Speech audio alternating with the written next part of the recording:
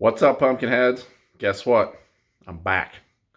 It's time to start the 2023 season. Let's go. You're watching Moby Mike Pumpkins on YouTube.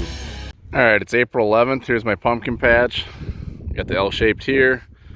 Got some rye in there, cover crop. Don't always do a cover crop. This year I did. Getting the hoop houses pulled out of the weeds.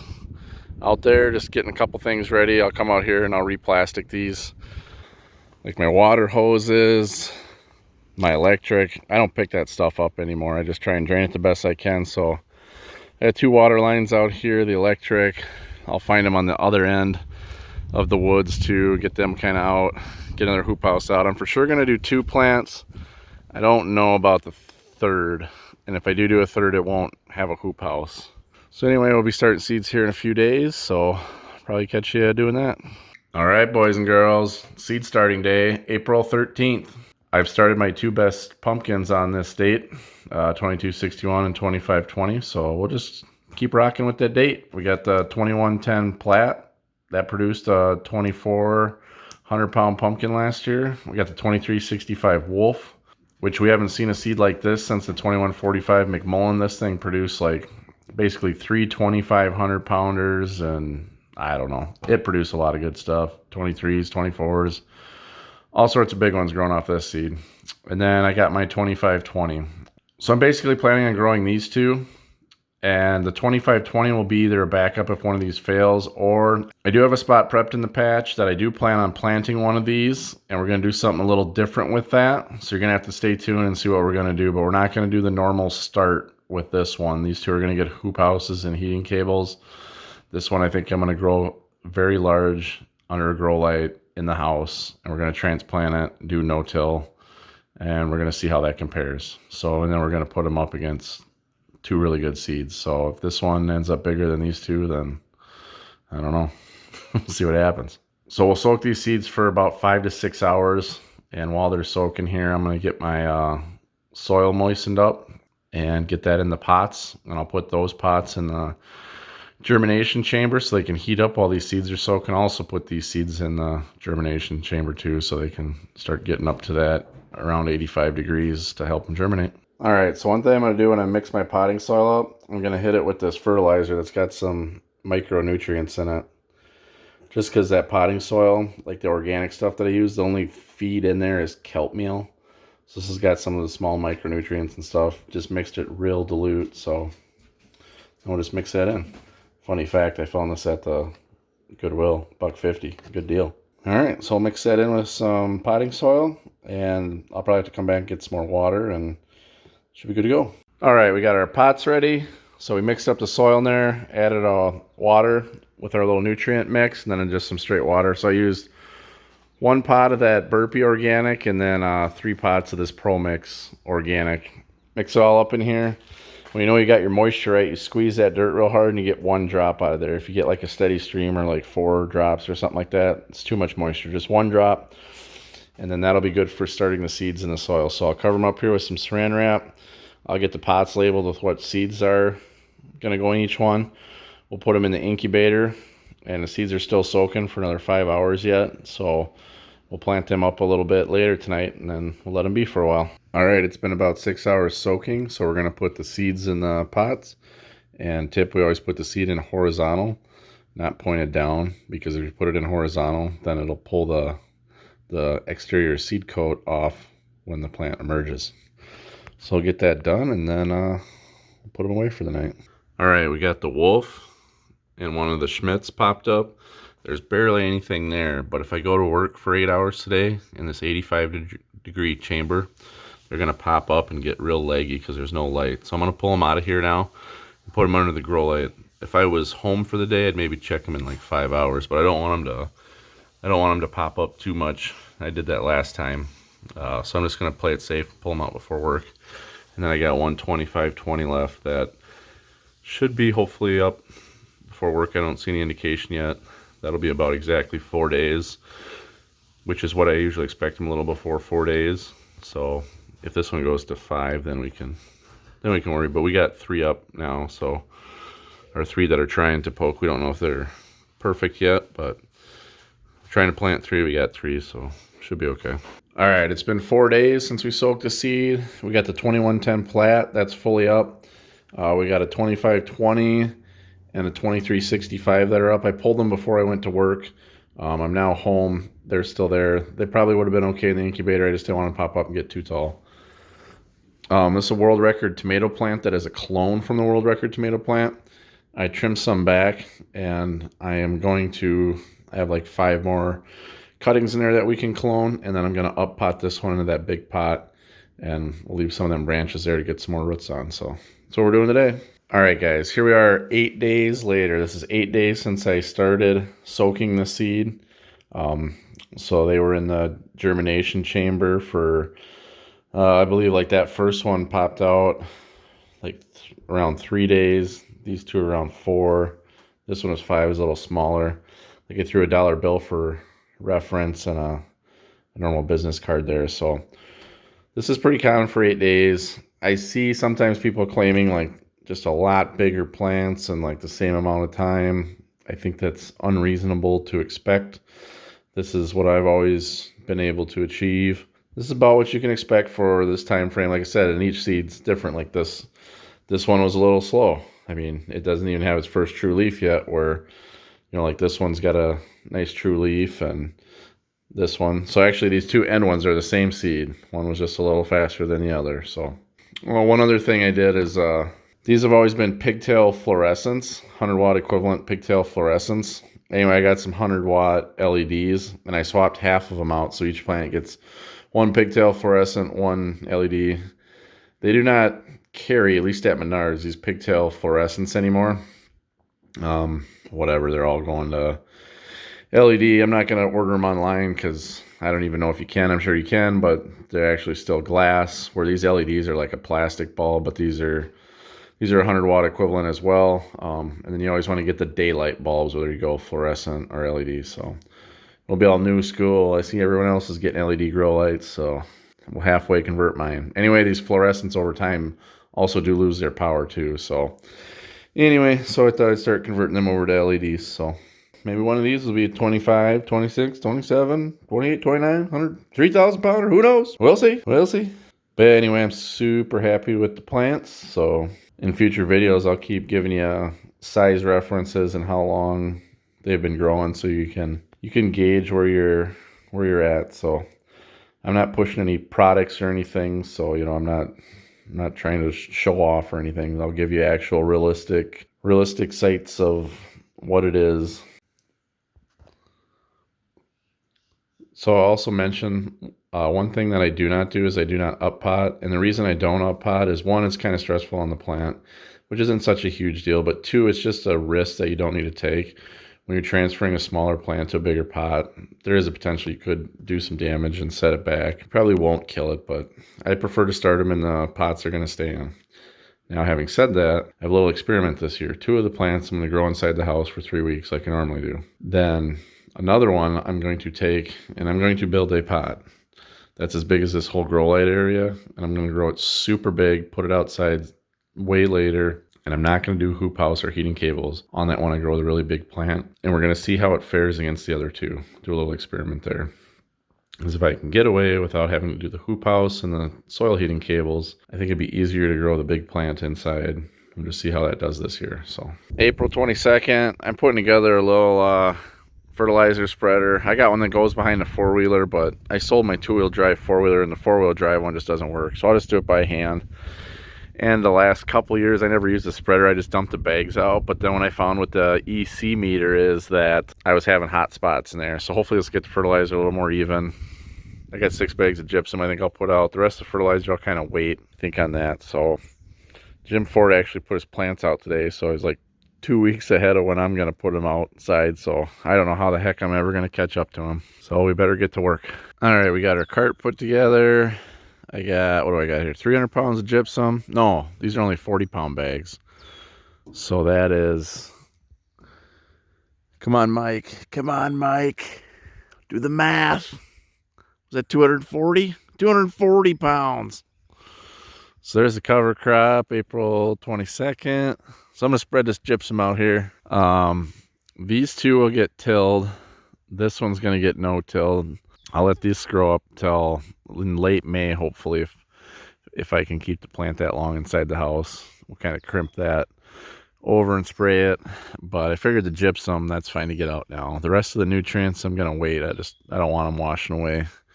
I think the gypsum should be fine with rain and stuff. So we'll get that put in, try our handy dandy spreader out, and see what happens. All right, so why am I adding gypsum? I'm looking for some calcium.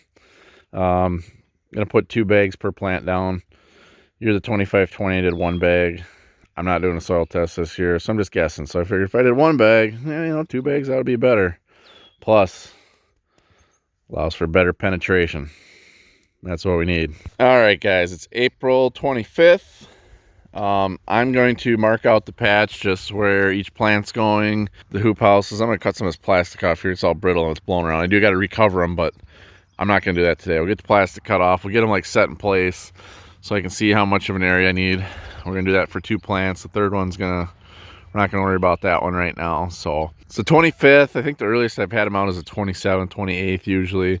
I'm going to try more for May 5th or so, just to try and not have to tend to them for an extra week, being some working day shift now. So, but I do need to get going because Friday, Saturday, and Sunday I'm going turkey hunting. So need to get some stuff marked out, maybe get a small area tilled up, get the cables in, maybe get these covered. Should be able to, depending on the weather. That way, then next week, basically, I'm just waiting until they're getting too big under the grow light, and then we'll get them out here, and the soil should be warm, and look for a cloudy day, and see what happens. So, alrighty, we got her marked off. Them hoops are just sitting there just to kind of give me a guide.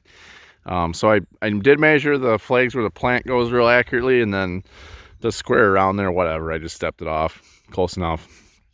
So I'm going to mend about 12 by 10 feet around the hoops, and then we'll do the rest of the patch later. And the reason we're going to mend the rest of it later is because a lot of heavy rains in the spring and stuff. We just don't need it to wash all the nutrients out. So anyway, I'll pull these hoop houses off here, and then tomorrow I'll probably calculate what I want to put in each 10 by 12 area. It'll probably be the exact same as the entire patch, and maybe a little bit less. And so everything's kind of just amended the same. So we'll get these hoop houses out of here, and then depending on how the days work out, if it's rainy, I'll bring these up to the garage and cover them and wait on putting this in. I got to get the small tiller going instead of doing the whole patch, but I can wait like almost a month later to put this stuff in, and then it doesn't wash out with the spring rain. So just get a little more value out of your fertilizer instead of rinsing it all out. So it's a little bit harder. It's easier just to mend everything and till it this time of year, but it works better if you don't. And then the third one, we're gonna wait on that. We got to build a big pot for that thing.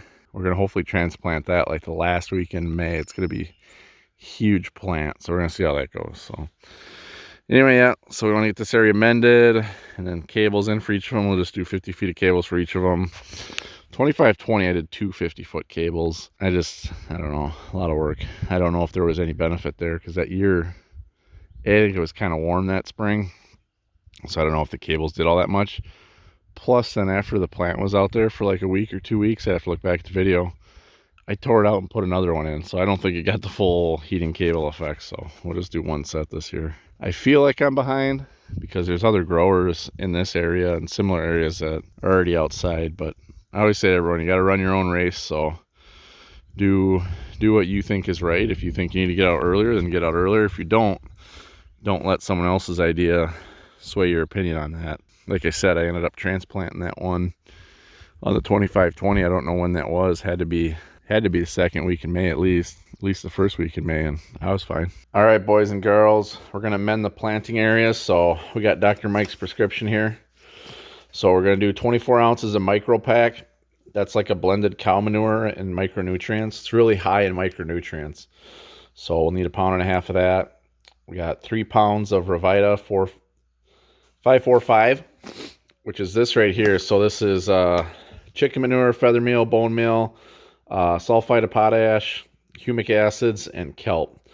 So it's got all the good stuff, the vitamins, minerals, dinosaurs, whatever. It's got it all in there. And then we'll do 3 pounds of feather meal. That's this guided nitrogen.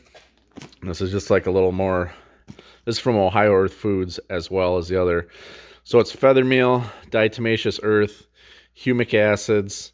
This one's got molasses and kelp. So it's just basically a souped up feather meal. And then we're going to do 4 pounds of 0050 sulfite of potash. We'll do a handful of kelp, which you probably don't need because both these products got kelp in them, but whatever. And then we'll do a tablespoon of manganese sulfate. Not magnesium, manganese. Because that's just not real available when it's cold out, and it seems like the plant's always need that. So anyway, if you added this stuff all up, we'd be doing 43 ppm of nitrogen, 14 ppm of phosphorus, and 300 ppm potassium, because I like to party. So if you reduce that down, it would end up being like a 4-130. So, but we're putting a lot of 0050 down. So the reason I put in a lot of potassium down is it really doesn't hurt anything. The plant will just store it up, and I'll amend the rest of the patch fairly heavy on potassium too. So might as well start it out now. Anyway, so we'll get I got a couple of little pails here, and then I got, where's my floor scale? Got my floor scale, and we'll just kind of weigh some of this stuff out. Throw it in the buckets for each of the planting areas, and then we'll spread it out there. All right, I got my 10 by 12 areas marked out here. We got all that fertilizer spread that we talked about, and you can see it on the ground there. Looks like a lot, but it should be okay. But there's my disclaimer: don't do what I do, because I am a professional, a self-proclaimed professional. But you put all this down and screw your plant up, that's your own deal, man. I don't want to hear about it. We got to get the tiller out, see if that thing will fire up. Hopefully the carburetor's not gummed up on it. Shouldn't be. I let a guy from work borrow it last year just to keep her moving. So we'll check the oil in there and come till these areas up. And then we got to put in cables, cover the hoop houses. So lots more stuff to do. All right, checking the oil here on this dual rotating tine Craftsman Dare tiller. I found a chunk of belt, and I looked inside there, just in the cover. I don't know if you can see it, but that belt is like half there. So I don't know if we're going to get this tilled, or we're going to have to go get a belt, but we're going to try it. See what happens. The belt, she's not doing good. She's not doing good, guys. It's falling apart. She ain't going to make it. We got this one done. But we got to get this one done, so that way when the guy from work borrows it, it breaks on him and not me. Well, let's see what she's got. Well, dang it, we lost the belt. So we ain't gonna be able to pawn it off on the next guy. So we'll fix her farmer style. We'll get the nearest tool. That's the wrong tool, but that'll work. So I think this big old crescent wrench will work. Get this off there, and I guess we gotta go to the old fleet farm. Well, I guess I wasn't as smart as I thought it was. That's the wrong belt. That thing is so tight. It's got the tensioner jacked up here, and it'll never disengage. Crap. So pop this one off and go to Tractor Supply or something. All right, I went to Tractor Supply, took the old belt, and I looped it around this one, and this one's like a 1/4 inch longer, which the other one should be too. The other one I never checked like that close. I just like held it up against the other one, and it seemed a little bit smaller. So, but the only other thing I'm thinking of is because the belt like threw off there, I didn't see how it was around the tensioner, if I got the tensioner on the wrong side, but it shouldn't be because it's a flat pulley, and flat pulley goes on the flat side of the belt. So if it were to go on the inside of the belt, that would be the wrong pulley. It should have a V pulley. V pulley goes on the V side, flat pulley goes on the flat side. So unless it goes all the way on the bottom side of the belt, but this is getting to be stupid. So we'll go back home and screw around again. So I got back home, and yeah, the tensioner goes on the bottom side once I stopped and looked at it.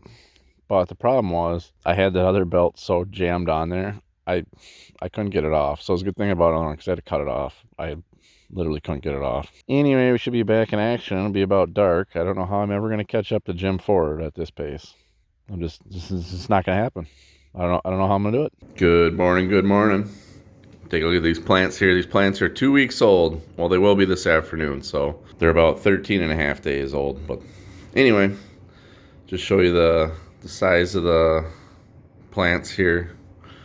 This is the 2110 plot, 2365, and the 2520. And that's a 2520. It's, I don't know, it's got a club root or something. It's really slow. Got a clone from the world record tomato plant potted. I got some of the other ones in water. They're just not throwing roots. That one threw roots, so then we potted that.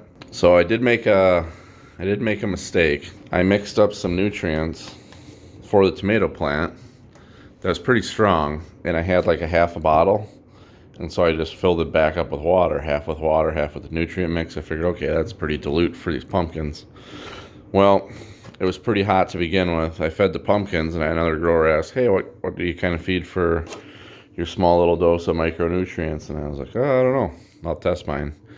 I tested it. It was like 850 parts per million, which is way too strong for a pumpkin. And you can see, it's kind of hard to see. You can see it on the, right in there, and there. I think I overwatered a little bit. Got some goofy color. But anyway, yeah, I got a little aggressive. The 2520 Schmidt probably took it the best, but it's not enough that it affected them too bad. You'll see people, the leaf margins will get really burnt, super dark green, and that leaf will stay that size.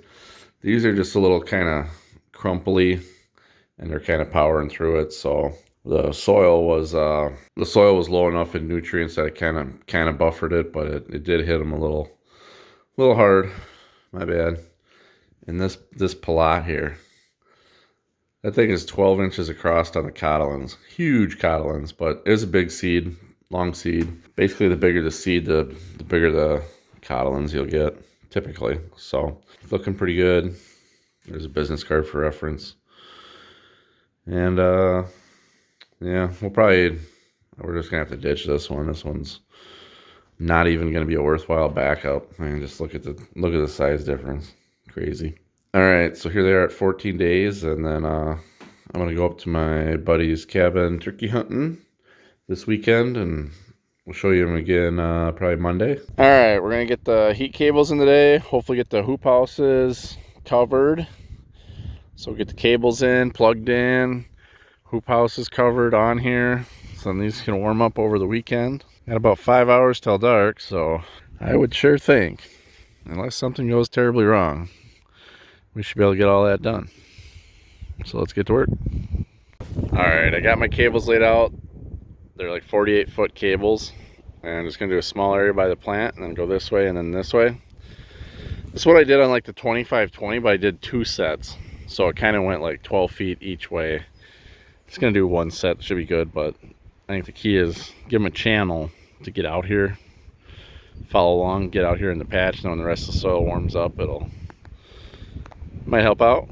So we'll do that. I have enough cables that I could do 2 on one of them. We'll see how ambitious I feel. I think I'm just gonna do 1 though. So we got it marked out, and then we'll dig them up with the shovel and lay them in, and then like this little part here, I might throw some goodies in there. Throw like just a little chicken manure fertilizer in there, even though this area will get amended above it, but I'll get some down in that channel where it's warm. And all right, I'm kind of digging my trenches here. I'm just looking at the soil here a little bit, and what's kind of cool about this is, see that right there? I was playing around with some polymers in 2021. Oh, there it is. And they're still in the soil. I can find them. They're kind of mushy like jello. These ones specifically were supposed to help with some water retention. I used some other polymers on the surface to try and get better water penetration. But the soil looks good. I like it.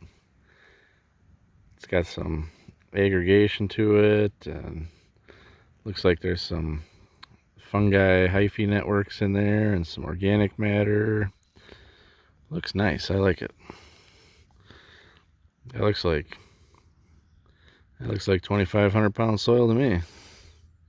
So kind of cool. I didn't think there was any of those polymers left in here, because once we got like real heavy rain or I started watering heavy, those polymers all shot out of the soil, like boop, and they're all laying on the surface, and they degrade really quickly in the sun. So I didn't think there was any still left in the soil. So that's kind of cool. I don't think I'm gonna try any polymers this year. So